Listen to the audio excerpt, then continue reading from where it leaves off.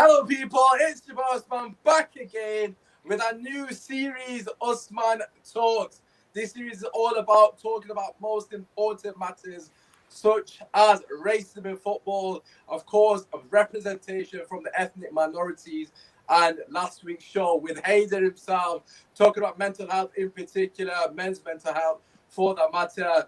Basically, we're going to continue the conversation every single week on the Thursday. It's important as men we continue to have these chats. But today, we have got a very special show with two fantastic guests. Before I introduce them, I got to introduce their co-host that hold me from three in midfield, one part of three in midfield. Coach, what are you saying, brother? I'm good, man. I'm feeling 21 again, you know what I'm saying? So Yes, 21 and 21. Get it hashtag. Obviously, Dot Sports Liverpool, so make sure you give us as much boost in the chat as you can. I'm joking. Obviously, friendly fire and all that good stuff. But listen, the other homie, hashtag the masterclass. If you don't already know, you need to get to know the best match reaction show on YouTube for me personally. Hey there, bro, what you saying? Mate, happy to be back. Happy to be on the other side now. So, yeah, as a host, and I'm really excited. I love the boys' work. They're doing amazing things, making massive waves. So, yeah, it's a pleasure. 100%, thank you. Absolutely. And without further ado, I'm going to pass it on to Kojo to give you guys the introduction you deserve, because I know Kojo knows what I'm going. So, Kojo, over to you, my brother. Yeah, so obviously it's a beautiful day. It's a beautiful day. It's a glorious day. It's a glorious occasion. We've got two guys, co-conspirators, as they call themselves. Man, them doing big things in the sports media world. So much love and respect for these two. I'm not going to waste any more time talking. I'm going to introduce them first. Dej, how you doing, bro? I'm doing good, Coach. I remember coming on your podcast, coming to the crib. So we go way back, man. So love for having me on, guys. I appreciate it. Love. Much love for you. And of course, your family, your bro over there. Doc, how you doing, my fam? I'm good. I'll be better if Liverpool win. So, yeah. Speaking to three by United fans, but you love to see it.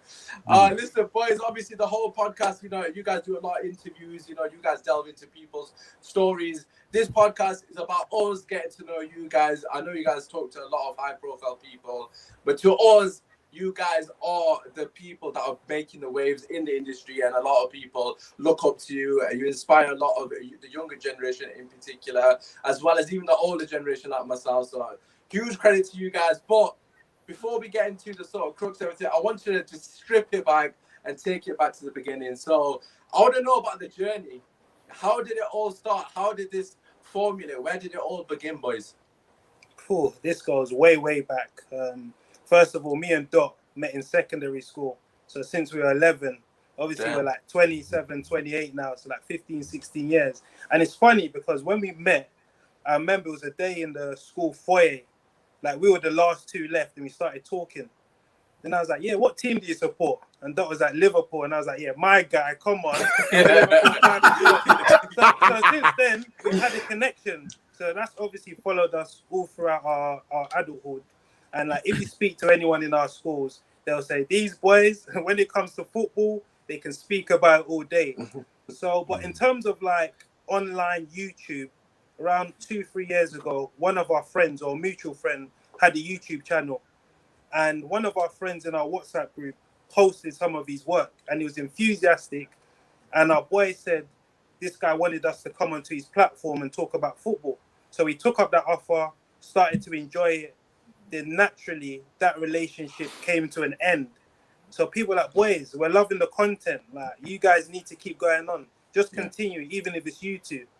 And we sort of said, we need a host to be able to bounce off. Like, we didn't want to do it, both of us. Then I think Doc can carry on from here. Yeah, and obviously Budge has been one of my, old school friends as well. I've known Budge for ages. And obviously I just bumped into him and I was like, how do you feel about, jumping on a pod with me and Dej? And the thing is that Budge knows Dej, but he doesn't know him, but he just knows of him through me. And Budge was like, yeah, I'm on it. So obviously we started via Skype. And just to go a bit off topic, like when me and Dej think about football, we think about it in a different way. Since day one, it's never been this player's rubbish, this player's that. It's more why. why are we saying we don't rate that player? And I think that's why you very rarely see me criticizing players. For example, when Ademola Lookman missed the penalty, I was like, no, like everyone deserves a second chance. Brilliant footballer, he's their best player. But like going back to the remit of the podcast, it was how can we display our views in a way that's not being displayed? You see what I'm trying to say? And for you to stand out in any industry, you need to do something different. So when we came into the podcasting game, we wasn't following no trend or following any sort of hype. We just stumbled across it. But the key for us was just to be authentic, just be ourselves, speak about the game in a natural way and see where the process takes us. So obviously we got Budge, and you know Budge, he's got that radio voice. When he talks, the whole train will be hearing it and be like, "Who's this guy that's talking?" They'll be looking around like, "Who's that? Who's that?" But it's just gone from strength to strength, and people think, "Oh, it's happened overnight." But we've been grinding for 2 years consistently every week, and we've laid the foundations to get into this position. And I think big up like everyone that listens to us and supports us, because it means the world to us. And that's the thing. That's the thing. I think people see the glossy names, the big interviews, and think, oh, we just pick up the phone and say, you know what, do you want to come onto the podcast? This is like 7, 8, 9 months in the making. Micah Richards, we've been chasing that for like 12, 18 months. All of these names that come into our podcast, it's a process. And I think maybe we should probably talk more about behind the scenes, because some people compare their insides to our outsides, and they're seeing the big names and might think, oh, well, why ain't it happening for me? But we work hard day in, day out. It's a relentless drive for success. And what does success mean to us? Just giving our best. We're not copying anyone. We're just being ourselves and see where it takes us. Definitely. That's a great point. You mentioned the behind the scenes. Like, I'm sure, obviously, myself, Kojo, and Hader would probably be able to relate to that. You know, we do daily podcasts as well, and a lot of the times when you get these kind of level of guests on, that a lot of people say, "Oh, you just stumbled across it. You got lucky, X, Y, and Z." And there is, I'm sure you've got it a lot, man. I was going to ask you regarding, obviously, your friendship group. We have got a couple of questions with Kojo to delve deeper into the work rate as well. But in terms of your friendship group, obviously you guys met at school, so of course, you know, you guys have been day ones. But how has it been on the journey when you start to see you blow up, and obviously you see people coming into your life? Has it been difficult? I don't want to use the word trusting people, but difficult getting people involved. Obviously, has it ever felt like there's people having alternative motives trying to get involved with you guys? To be honest, we just block out all the outside noise. When I need to talk to people, I know who to speak to. So if I need to speak to Dej, I'm going to pick up the phone and speak to Dej. If I need to speak to one of our mentors, I'm going to pick up the phone and say, "Oh, what do you think about this? How do you feel about that?" But I think the key is just staying authentic and trying our best to give back. And that's why we always try to do as many podcasts as we can, because we're just normal people. Yeah, we're getting these big names, but we're exactly like you, man. You get what I'm trying to say? So obviously, like, it took a bit of time to get used to it, because I'm not going to lie, after the Rio Ferdinand episode, the amount of calls and messages and just so much goodwill that came our way, we were like, raw. And it was, Dej, you can agree with me or disagree, but it was kind of like difficult to focus, because literally, like, your phone is just going off like every second. I've got like 10 people sending me 10 different articles on the podcast, and I'm like, raw, I haven't even seen this myself. You get what I'm trying to say?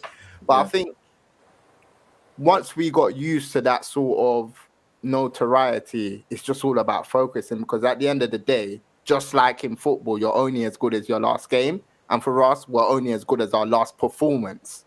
So I would say, yeah, there's always going to be detractors, but that's like anything in life. You just have to ignore it and just focus, tunnel vision.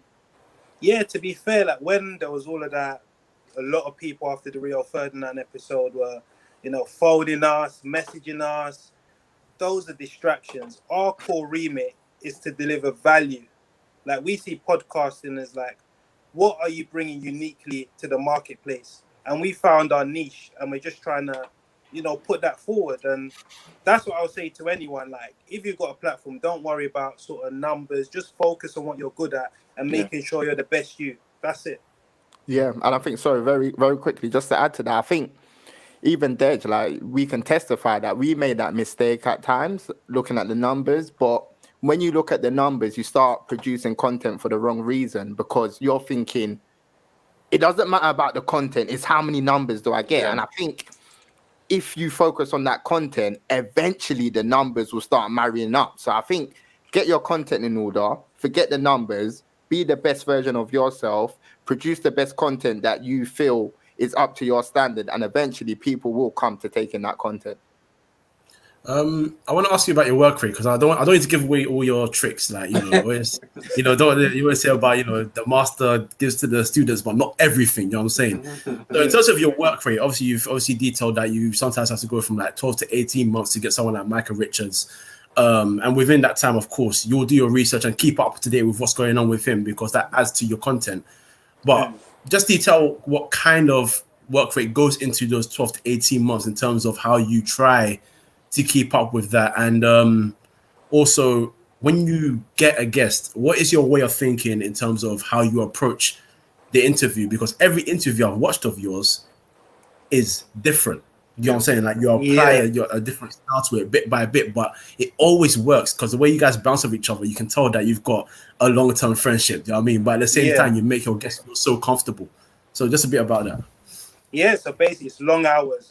I would say initially it was 8 to 10 hour days of picking up the phone, ringing people in the game, emails, stuff like that, messaging people, trying to find out if there's a way we can reach through friends that we've got already that might have a contact to that particular guest. So it's basically covering all avenues. Yeah. That's how we, you know, sort of get our guests. But in terms of preparation, our preparation is different.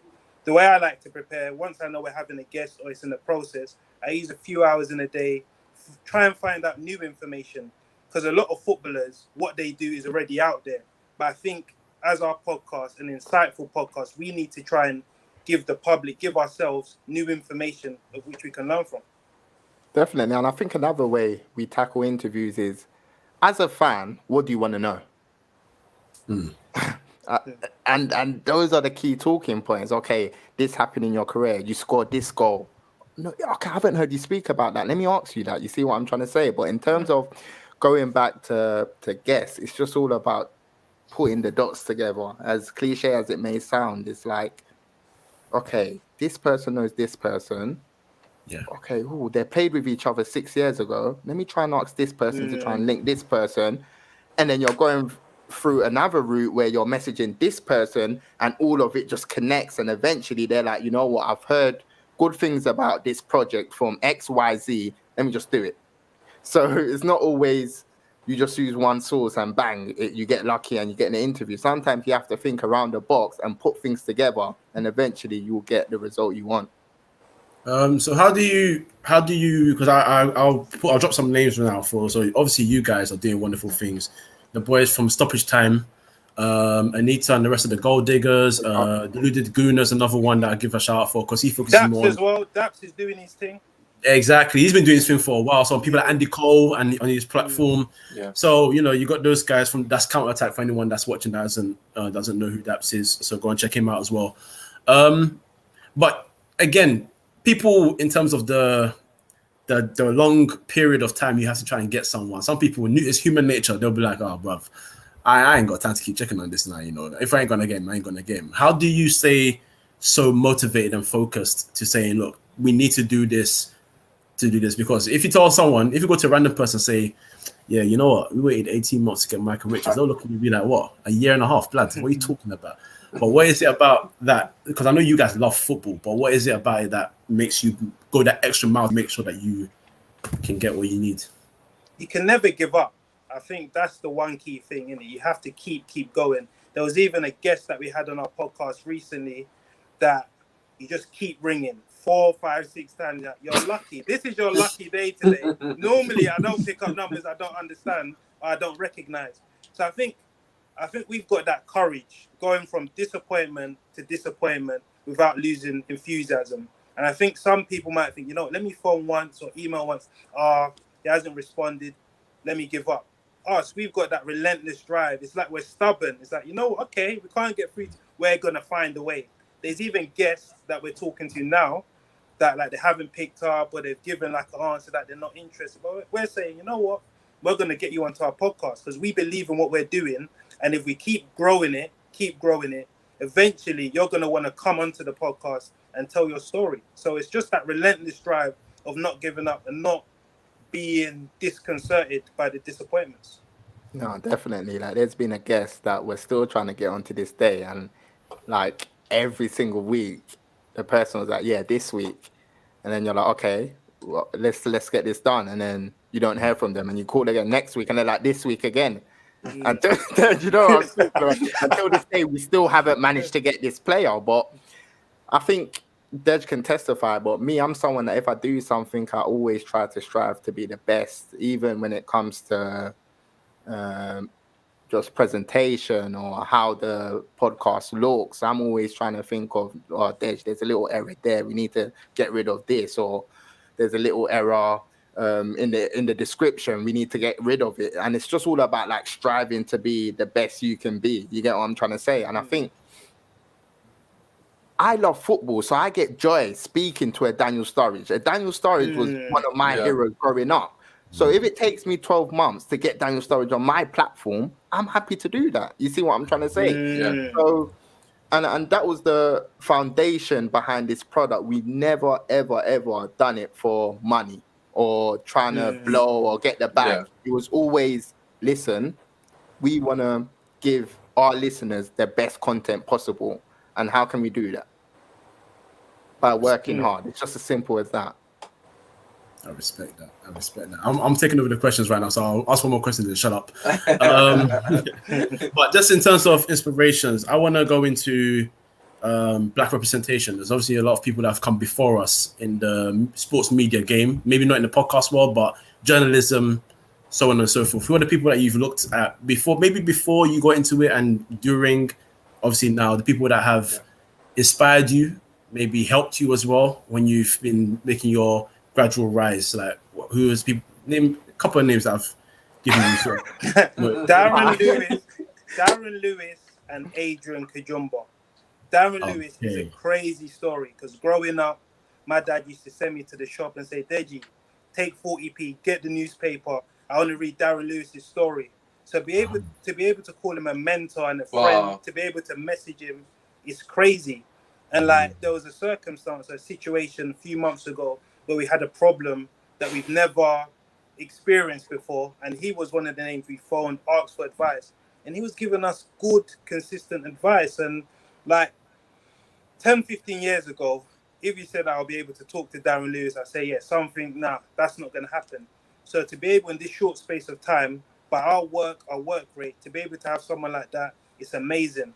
Another one's Adrian Kajumba. He's so unassuming. But when you pick up the phone to this guy and he gives you advice, you just think, yeah, this makes sense. Spot on, accurate. It's from a very objective point of view. It's never about himself. He will always put us first. And those are the two people in the sports media, if you're talking about black people, that I look up to and say, yeah, like massive, massive, massive salute. No, I echo those views. Does it have to be black people or it can just be anyone? You can bring everyone else into it as well, yeah, absolutely. I think, just to say, if I had to think of two names other than the two that Dej mentioned that you guys probably know, it will be, I would say Rob Harris. I think he's been very supportive in our journey from day one. And David Ornstein, for me, he's a good friend. Like, and to have people like David Ornstein on your side to give advice is just so important and so like heartwarming. And again, as Des said, we ran into a massive issue recently with one of our productions that we had coming out. And I can pick up the phone and say, oh, David, what do you think of this? And these are guys that are busy, but they're willing to put their phone down and say, you know what, I'll give you 1 hour of my time to chat. Tell me what's happening. And without people like that, you're not going to get to where you want to get to because they've made the mistakes and they want us to learn from those mistakes that they made. Yeah. And they even say, boys, don't worry. We've been through this a million times, innit? It's not uncommon. And that just puts it at rest because we're thinking, wow, this is a problem that's never been experienced before. But, you know, hearing their thoughts, picking their brains And having those people on your side is immense. And there's so many more people we could mention. Yeah. It's not just those. There's countless people that have traveled to our studio to give us their time. These are things that we're very grateful and appreciative of. My turn now, guys. I feel like passing the bat on that. No, look, you guys mentioned at the beginning, and all of us create content here, and we know how much work goes in behind the scenes, editing, planning, making sure that you're not just churning out the same content every single week. But you talk about all the hard work, but do you guys feel like it's a bit cliche, but do you feel like you've had to work twice as hard just because, you are young black guys in the industry, which is new media versus old media? So you've got the traditional journalists, and then you've got the new sort of YouTube podcasting world. Do you feel like you've had to work harder to force your way into it? I'll kick off with that, and I'll say no, because I'm just trying to think. When we initially came in, we had a lot of goodwill from a lot of journalists straight away. So they've always supported our journey, and that's what it goes back to. Because we were trying to produce the best content possible, a lot of people took to us early. So we had all the journalists vouching for us. And I think at those times, it was when Raheem Sterling was saying, you know what, the media have to do better. So we came in exactly at the same time as that. So we had the goodwill actually lifting us up. And I think that helped us, because till this day, we have so many people supporting us. And our community is supporting us. People like Michael Richards, Daniel Sturridge, they're giving back to the community, right? Yeah. So I would say we've had to work very, very hard, but we've just seized the opportunity. And you know what's funny? We've never mentioned in this journey, boys, we're black. We're going to have to work twice as hard. These are something that just comes naturally. We love football. We want to produce the best content. Yeah. So like every day we can look in the mirror and say, we've given it our best. Everything else will take care of itself. But as you did mention, like there is a problem, with black representation in sports media. We do acknowledge that, but we try and work hard to try and inspire. Our passion is football, but I think our purpose is to inspire people coming up. We get lots of messages, goodwill, saying, boys, how do you do this? And every single time we try and get back and offer advice, whether that's time, contact, whatever we can do to support. Because we were those people looking in from the outside thinking, wow, these guys are doing something brilliant. I'd love to pick their brains. So we've always believed support. Never think you're too big or way up here, they're down here. Everyone's equal. We're all trying our best to produce the best possible content. And that's it. That's the mission behind what we're doing. It's okay, cool. The industry don't want to give the man props or access. Cool, we'll create our own lane and everyone will come with us. You see what I'm trying to say? So that's the purpose of what we're doing.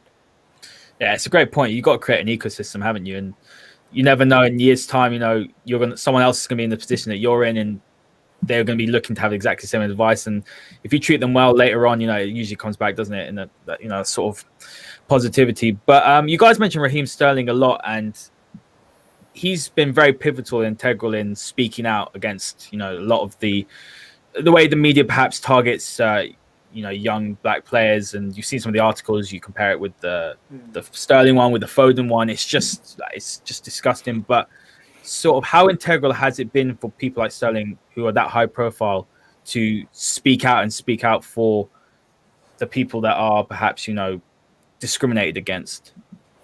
It's massive. I mean, these people have got massive, big platforms. So when Raheem Sterling talks, you're going to listen. Yeah. And by him speaking out, it brought it from the unconscious to the conscious. People are sort of thinking, you know what, this boy's got a point. Look at the article, look at the language. This isn't right. We need to make change. And I think that's what we've actually benefited from. And on our platform, we talk about racism so much.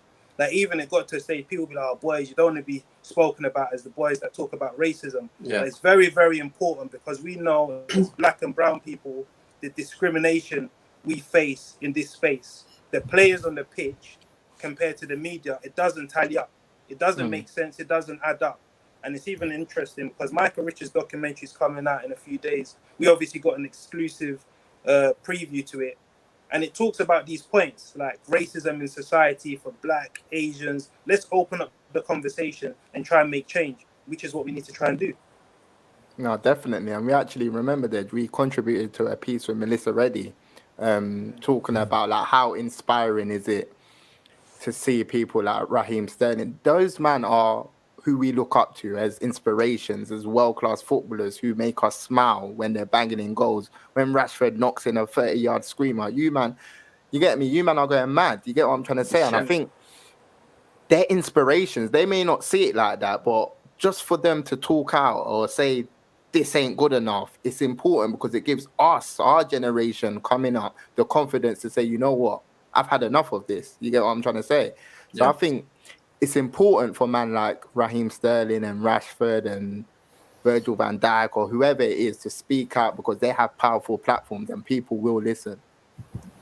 Yeah, it's a great point. Do you guys think there's actually been enough change off the back of, the way Sterling stood up? Look what Rashford's doing with, feeding the children. It's absolutely incredible. He's pretty much running the government. Do you think that there's been an acceptable change? Because I think while we have seen a shake-up of Sky Sports, obviously Alex Scott's one of my favorite. I think she's fantastic. And not only is she obviously representing, minorities in a respect in that industry, but she's also one of the best pundits, and she doesn't get the recognition she deserves. And people just say, "Oh, she's here because it's a tick boxing exercise." And the problem is, you still have these comments. And do you think there's been enough change, or do you think we've got to be a bit more incremental? It's going to take a bit of time. Yeah, change will always take time. Like, we can't expect instant results. But I think what Sky are doing, they're promoting a lot of ethnic pundits and stuff. But where the main concern for me is at the top level. Obviously, we can all see, black faces and think, wow, there's change. But unless there's change at those top Sky executive positions, then that's where the change is going to filter through, because those are the people that ultimately employ these people. So I think I can see some change, and I feel there's going to be a change, but it's going to take time. Yeah, no, 100%. I completely agree with, obviously, myself, Kojo, we did a podcast not so long ago on racism as well. We mentioned it briefly. We kind of spoke about the sort of the structure first and foremost. You kind of alluded to the people at the top, and obviously, as Hayden mentioned, with Alex Scott still getting, some form of abuse. People saying it's a tick box, etc. In terms of representation, I've got to just say this: your interview with Chris Hughton. And shout out to whoever said he looks like Barack Obama, because I was thinking that as well. When I watched it, I thought, that's a good shout. As soon as you said it, I couldn't get it out of my head. But I watched the Chris Hughton interview, and obviously, you're reading off stats to him regarding representation, high board members. The numbers are very low in terms of obviously ethnic minorities at the top. In terms of change, do you think that's the most integral thing coming from that? And also, how important do you think people like Chris Hughton are in terms of management to obviously get the next sort of proper individuals out there? Yeah, I think obviously you can't be what you can't see. So obviously, if you see a manager like Chris Hughton managing in the Premier League or the Championship, younger managers are going to think, maybe I can get an opportunity. So I think it's just important to have a more diverse range of managers, because at the end of the day, there's so many people that we've spoken to in the game, and they say, you know what, I'm put off, man. There's no opportunity. Man's worked my gut off, and there's nothing there. And we had the interview with Distan, and he was saying a similar thing, that, you know what, why am I going to go into management when I'm going to start in League Two, whereas candidate A had a similar career to me, and he's going to have a top job in England or a top job in Scotland. You get what I'm trying to say? So I think the more black managers we can have, obviously, the better. Yeah, no, I hear what you're saying. And obviously, going into the media aspect, as Hayden just mentioned, Alex Scott, and obviously Michael Richards as well, based on Tessine, as I was saying earlier. What are your thoughts for these guys? Look, they've come onto Sky Sports now. They've both been absolutely fantastic for me personally. We kind of alluded to that potentially could be a tick box. But do you think seeing them on the big screen, so to speak, Sky Sports, main events, is so integral for the game to move forward and finally make those strides? We're seeing, of course, the BLM movement, every single, the Black Power suit every time prior to game is absolutely, fantastic. But we need to see that change. As you said, representation is so key. For example, Chris Hughton. Do you think in terms of media, we need to see more high-profile people at the top, so to speak? 110%. And without going into our interview with Michael Richards, too deep, he did mention this. the pressure that he feels from the black community to make sure he's saying everything on point, because when a racist incident happens, well, he did say that him. one. I don't know if you asked him about. I don't know what the last thing. He did say that one comment where he said playing devil's advocate on the. Yeah, that was very popular. That didn't go down well at all within the. We spoke to him about that. That was addressed, obviously, so he gave us his answer to that. But there's a lot of pressure, and with Alex Scott, as you mentioned, I think she's a top pundit. 100%. And some people call it like a double whammy. You're black plus you're a woman, so she's going to be under scrutiny. But she's 100%. Got the qualifications. She's got the qualifications. She's got the knowledge. She's got the experience. So I don't understand these people in the comments saying, "Oh, it's a PC or it's a."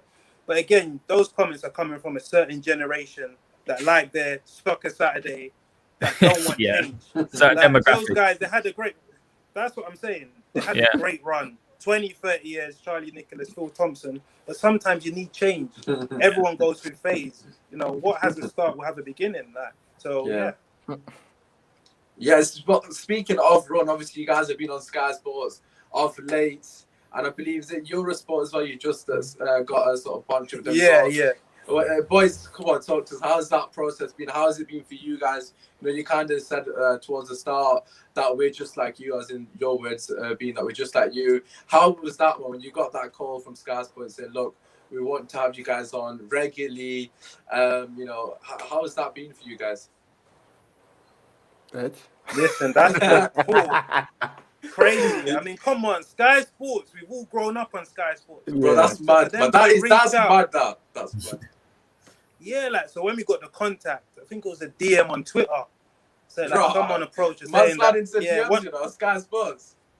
Someone's like, our boss has just told us that you guys, we need them ASAP. Sky Sports need you boys ASAP. And for them to say that, it's mad. And obviously featuring on it, obviously you got your friends messaging you, everything went wild. But again, I think we're of the mindset that we don't get too overawed by these things. We just think this is part of the process. But I'm not gonna lie, when Sky came in, we were gassed. Yeah, no, it was mad. I think I just had a random call, and it was it's blah blah from Sky, one of the senior producers, and I'm like, what do you mean? He was like, yeah, obviously we like your work, blah blah blah. But we watch Sky all our lives, so to be on Sky, it's mad, man. Even till this day, sometimes when I watch it back, I'm like, raw. 3 years ago, we would have never ever imagined this. You get what I'm trying to say? And now, our faces are just on Sky standard, and I got Bear Man texting me, "Oh, I just saw you on Sky. Was that you on Sky?" I'm like, yeah. No, I love that, and that's a big shout out to you guys for you guys, Anita, as we've mentioned, obviously, the boys from Tapping, now they're part of Touchline, but the boys from Tapping as well, who also do on Sky Sports. Big them up, man. Big them up. Yeah, because they're doing wonderful things. So I got a lot of respect for them guys as well. So in terms of now, the barriers are slowly breaking down on an everyday basis. People are doing the hard work to try and get us up there, and you guys are part of that. Do you see yourselves as barrier breakers, or do you see yourselves as just part of the process that you're talking about? And because I know you guys are enjoying the journey and your content is always A1, but what do you see yourselves as? Do you see yourselves as we're part of that now? We can say that we're part of helping others now take that next step. Yeah, I think we're part of it. I think there's a huge cluster of people doing big work, as you mentioned before, goal diggers, stoppage time, counter attack. I think we're all part of that community. Let's all keep producing A1 content. Yeah. Then sooner or later, things are going to have to give. And I think another thing we haven't mentioned, I think before maybe we were sort of thinking, let's try and impress these maybe commercial sort of things. But now we just think, we're creating our own platform. Forget that. And we've even been approached by some big media companies offering us to quit our job. But basically our podcast goes under their umbrella. But we're saying, no, we believe in ourselves. What we want to do is bigger than that. We're not going to sort of sell our IP or do anything like that, because we believe what we're doing, we see the vision. This has got longevity. This isn't a get-rich-quick scheme. This is something that we want to build for, decades. Yeah. And it's mad. It's as Des said, we have to keep making noise. At the end of the day, let's say if there's 10 podcasts in one room, okay, cool, that's 10 podcasts. But if you get 500 podcasts, the whole road is going to hear. And that's how you got to see the media, that at the end of the day, if so many people are producing content, quality content, people have to take note because you can't ignore it. You get what I'm trying to say? And I think the way media is changing, Usman, like your platform can be the next platform that everyone wants to come onto, and it's on BBC, ITV, whatever. At the end of the day, media is changing. So yeah, before it was Sky Sports News, but now people literally live on YouTube. You see what I'm trying to say? People live on social media. So everyone's trying to reinvent themselves. And that's why you see companies like Sky Sports trying to get influencer this and trying to get chunks. I was just about to You say, get what I'm trying to say? Chunks and HB with a sauce and that. Come on, big up HB. Yeah, my guy. My guy. But the consumption of media has changed. So big time media have to adapt to the new age, or else they'll get left behind. 100. Listen, we also want to just literally finish off on a couple of topics. In particular, mental health. You know, the whole point of this series is for us to talk about mental health as well as men's mental health. I kind of just wanted to get the general sort of consensus within your group as well. You know, everyone's been struggling with lockdown, etc. How has that been for you guys in terms of, you know, your workload? Have you lost motivation during that period? Has it been difficult for you guys to continue? You have to be honest, like towards the back end of last year, we had like 2-3 weeks where we were struggling. You lose the motivation, and I think it's important for us to say that. Some people might think, oh, it's all glittery gold, they've got it laid out on a plate for them, but we were struggling. We were having calls, we were like, we can't really be bothered, like not really bothered, but the motivation goes. So then you have to regroup, and I think obviously lockdown has exacerbated that. But I think the key when you're struggling is the people around you. Like my brother, Dot's brother, they'll say, boys, man, you need to be producing content. And even sometimes you had some messages on Twitter, people like, boys, where you gone? No content. You know what? People out there sort of like relying on us to like give them content. So we said, boys, let's pick ourselves up. And, you know, like, you got to look after your mental health. Like, not enough is said, especially in probably the Black community. If you show any signs of weakness, it's like, come on, man up, toughen up. But it's not just like that. You know, sometimes it goes deeper than that. So, yeah. And I think, like, just to add to that, I think it's important to take breaks. I would say that from March to December, I swear to God, like, the way we were working on this platform was crazy. Plus, we have day jobs, innit? So, literally, we were exhausted come December. Like, we were done. People talk about the podcast to me, I'll be like, no, I don't even want to talk about it right now. I've put everything into it this year, and I just feel that you need time off. Like, don't think that the harder you work, the better your content is going to be. Sometimes you got to take a step back to mentally refresh. Sometimes it gets worse, doesn't it? If you keep going, sometimes you need to re-energize, and then you'll be fresh again to produce the best content possible. And I think that break has helped us a lot. So now we're regrouping, and we've got big plans this year, and hopefully we can execute them. Amazing. No, I can definitely relate to that. I mean, in the first lockdown, so like end of March, I took 2 months off, and at the time we weren't doing video, we were just doing audio, so just changing it all up and then having that break. But I mean, you already mentioned sort of, you know, mentally it's been draining, but has there ever been a time in your 2 or 3 year journey where you thought, and I know you guys are really passionate, but you've thought, you know, maybe this isn't what I want to do. Maybe it's not as enjoyable as I thought it would be, as you projected to be. You know, has there ever been a moment where because our why and our reason for doing this is bigger than what we think it is anyway. So there's never gonna be that time where it says, oh, you know what? Is it time to pack up? No, because this product is bigger than us. You see what I'm trying to say? We're just the face of this product, but this product is bigger than us. So and there's so many more people relying on us. There's a lot of people, like the messages we get, boys, that I'm so proud of you. Like even a few weeks ago, I got a message from one of my boys from back in the day, 10, 15 years ago. We kind of lost contact. Like, boy, keep doing what you're doing, man.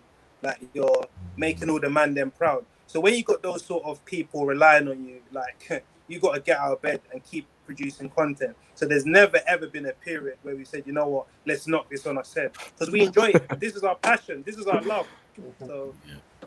Now, I can definitely relate to the messages. When someone messaged you, because during lockdown we've had like 3 lockdowns now. You get messages from people saying, your content's the only thing that's getting me through. I mean, how does that feel to you? Because you guys are really positive, like inspirational. I love it. But there are a lot of people that what's getting them through is football and then watching great content. So does that also affect you mentally, with a bit of pressure saying, I've got to make people happy? Or like you said, you guys are so focused on what you got to do. You got your goal, you got your why, and it's just, you feel happy that you're making other people happy.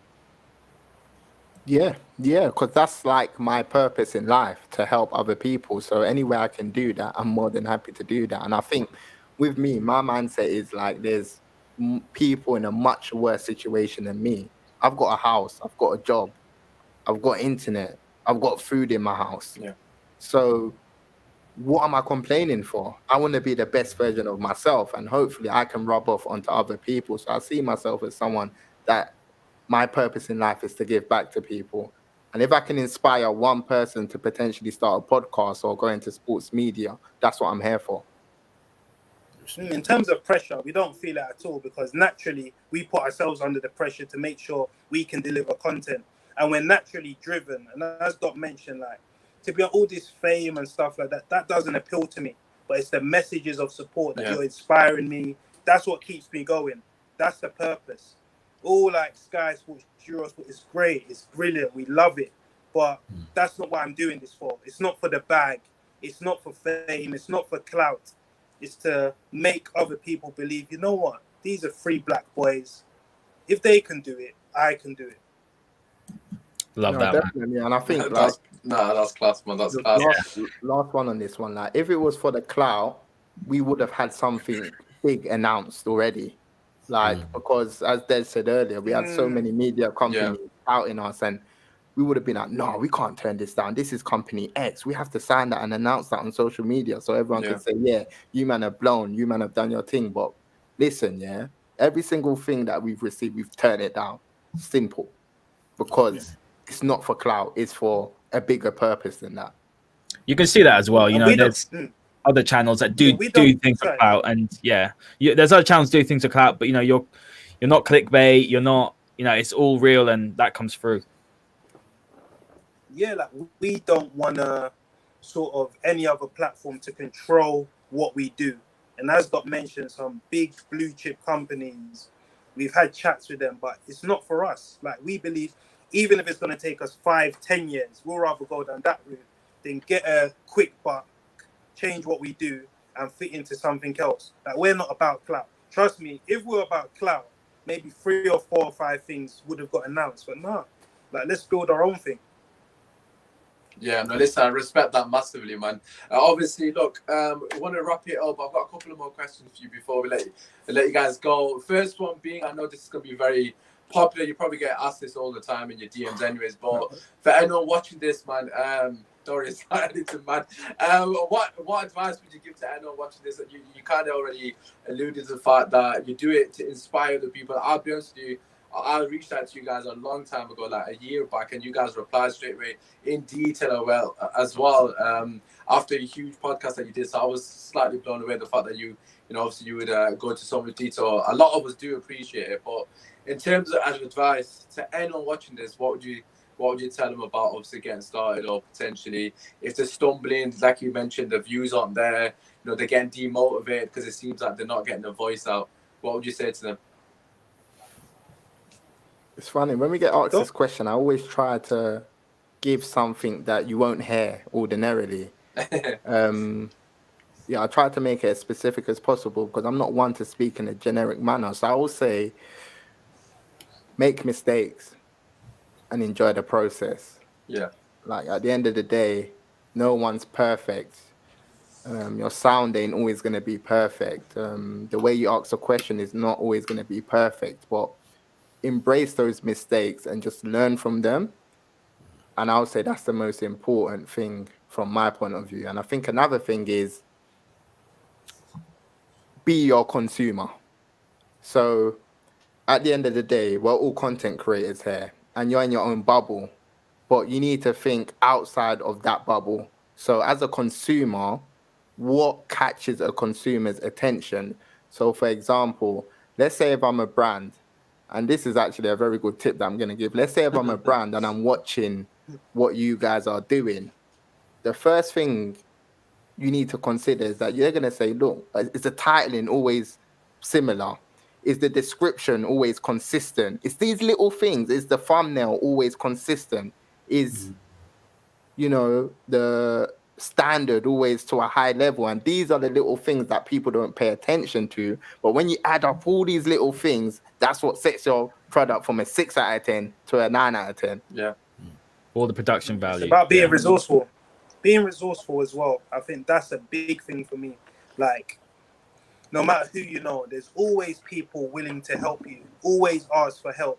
Don't feel you're too big to do anything. And another big thing for us, which we haven't mentioned, is support the other podcasts. Coming up, go to their live shows. Go around to meet like-minded people. Early on, we went to Gold Diggers podcast live show. We were able to meet some good people. Even big up Touchline Fracas. When we went to the live show with Gold Diggers, they were giving us advice. We were picking their brains, saying, you lot have been running for like 5-6 years. What tips can you give us? Because we're just starting out. And they sort of gave us advice. So big up people like that. Don't feel too big to ask for advice, and support people that are doing something similar to you so you can all grow together. Yeah. And I think last one, just to add to that, be nice to people, man. Like, 100%. People want you to care about them. So don't think like if you're messaging someone, you may be annoying them because you've asked them, oh, how are you once a week or something for the past month. Obviously, that's all part of the process of trying to get to know someone and make someone trust you. So be nice to people. If it's someone's birthday and you haven't spoken to them in a while, say, you know what? Happy birthday. They appreciate it. It's true though. Obviously, you know, those little small details, people remember that, man. Obviously, when someone messages you out of the blue to check up on you, like you mentioned, man, that's something that I've remembered at the times. You know, I spoke to Hayden on last week's podcast, and we were saying when we was going through our slump, and the people that reached out to me then, when things weren't going good for us on the platform, you know, you remember that when things are back on top, etc. But listen, boys, so I want to finish with one last question. It's kind of an opportunity to speak for you lot to speak it into existence as well. It's a question that either of you can answer. I'm just going to say, I don't want you to say the same person, all right? So I'm just throwing that caveat out. I know what you're going to ask. Who's our guest, like the big guest for this year or something? Okay. No, our best podcast. Is our best podcast? No. No. Boys getting nervous. I was saying to Koja before I did the show, I asked him questions like, who was your favorite? Who did you find? I thought, no, I just leave it in it because, you know, just in case people watch it. But I'm going to ask you a nice question. Basically, if you had 3 people at a dinner table, right, who would the 3 podcast guests be for you guys? You can't say the same person. I was going to say one, but I thought I'll give you 3 anyway. So who are your dream 3? So you can choose anyone. That we've had already? No, you've not had it. No. Who would you want in the future? Let's speak into existence, boys. So who would you want? So obviously you can't say the same person as each other. So I don't know, whoever wants to go first in it. And every time you say a name, I'm gonna say amen. It will happen. I'll kick it off. Okay, Dad. You know what? To make this a bit more do fun, one each. Then obviously Raheem Sterling. Yeah. Amen. I think that's realistic. I can see that one happen soon. Amen. Have you thought? What are you saying? I haven't thought, you know. I was trying to stay away from Liverpool, but I'll definitely say. Who was I thinking of the other day? Obviously, Jurgen Klopp, I would say, is one that I would love to have on the table because he would just have some crazy stories. Yeah. Amen, man. I can see that one. I can see that one.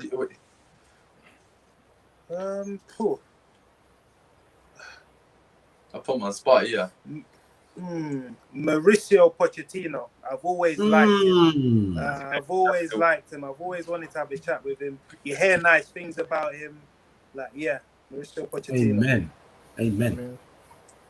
You know what? I'm going to tone it down a bit. I'm not even going to go for a superstar name. I just really want to chat to this person. So I'm going to say James Maddison. Nice. He's a top lad, man. I don't know if you've seen this video with Great quality. He's a top guy, you can tell, man. Proper Amen to nice that. down to earth guy, man. Amen. Dej, Amen. last one. Who else? Oof. One It's more a tough each. one. This is really on the spot. I haven't really thought about I'm it. struggling. I know that's fine. Obviously, got to put you on the spot. You know what I'm What saying? about the special one, Jose Mourinho? Yeah, he will be good. Yeah, that would be Yeah. a good one. I'm surprised you both not said one person. You know, I'm really surprised because you both Oh, Liverpool, the right? Capitan.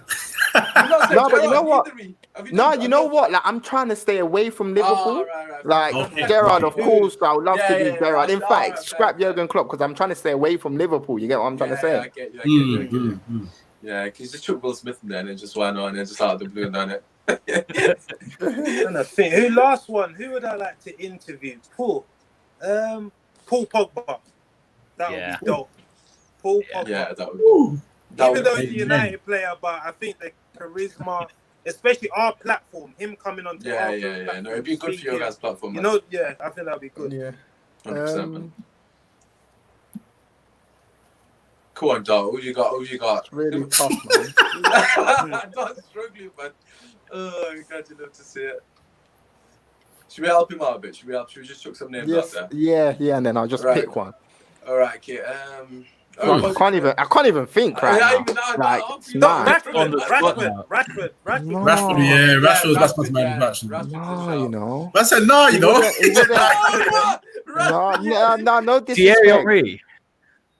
Ooh. That would be You a know dope what? one. You know what? You know We're who I thinking want? about current players. Dej, you know who I Oh, want? Roy current. Keane. Oh, yeah. That's That would be tasty. I can't lie, that would be tasty. I would love to You know see what? how he will mix with us. That's a big Yeah. amen. That's a big amen. God, Reiki would be a madness. Man. That would be absolutely tasty. I was about to say Nicholas Anelka. I think you guys would make magic with him as well. That'd be he'll interesting. a good one. Yeah, his I documentary watched was his fantastic, documentary. Yeah. Good. That was big. Very Even misunderstood. So, Romelu Lukaku as well. He will have a lot to say. Oh yeah, Like quality. his time at Man United. So We've got a few. We've got and it's on even the chart. funny because a few of the names we've spoken about, we're working on. We're trying to make that happen. So yeah. actually interested. So So amen to all of them. They will show all come through. I can see Sterling happening. I'm not gonna lie. That one's. I can see that definitely happening in the near future. But listen, boys, gonna wrap it there because Liverpool are on their way to lose to Burnley, so I don't want to miss that. Obviously, make sure you drop a like, subscribe to the channel. As always, everyone's links are down below. Koja, just in case people don't know, where can they find you, bro? Right here, YouTube, Free Midfield Podcast, Twitter, Yes. Free Midfield, as well as Spotify, Apple Podcasts, and SoundCloud. And big up Footy Says as well. I keep forgetting to put them in my damn name. You need to shout them out. Footy Says. Footy Says. Yeah, I'm flopping. I'm with them tonight though, 10 o'clock. So coming to you in FS Uncut on YouTube. Come watch us after the Liverpool game straight after. So yeah, FS Uncut as well. 100%. Hey, Dan, yourself, bro. Where can they find you, man? Elite Football Show, Twitter, YouTube, Spotify, Apple Podcasts, and the Masterclass Manchester United Tactical Podcast after every single game live. So check that out. 100%, top of the league and all that good stuff. And the two Liverpool boys, listen, so say a massive thank you. Obviously, your link is down below to, of course, your main channel, but, you know, obviously your personal channel as well. Dad, we'll start with you, bro. Well, your personal platform, should I say. Where can they find you, bro? You can find me on Twitter at Dej_TBG and also on Instagram at Dej_TBG. And obviously follow our channel at podcast_TBG is our Twitter, the Beautiful Game Podcast. 100%. Yeah, you can follow me Same on question Twitter. to you, Topman. Yeah, Twitter at LFC Nino and obviously at podcast_TBG, Instagram at pod_TBG, YouTube as well, the Beautiful Game Podcast, where you can see all our content there. Yeah, 100%. Listen, boys, it's been an absolute pleasure having you on. So say a massive thank you from myself and the lads. As always, make sure you check out everyone on the platforms. Everything is down below. Just gotta hit the link, man. It's free to subscribe. Go support the content. As the boys have said, man, you gotta help grow each other within the community. Apart from that, it's been your boy Usmaan. We'll be back tomorrow with another podcast talking Asian participation. Apart from that, drop a like, subscribe. Peace. Peace.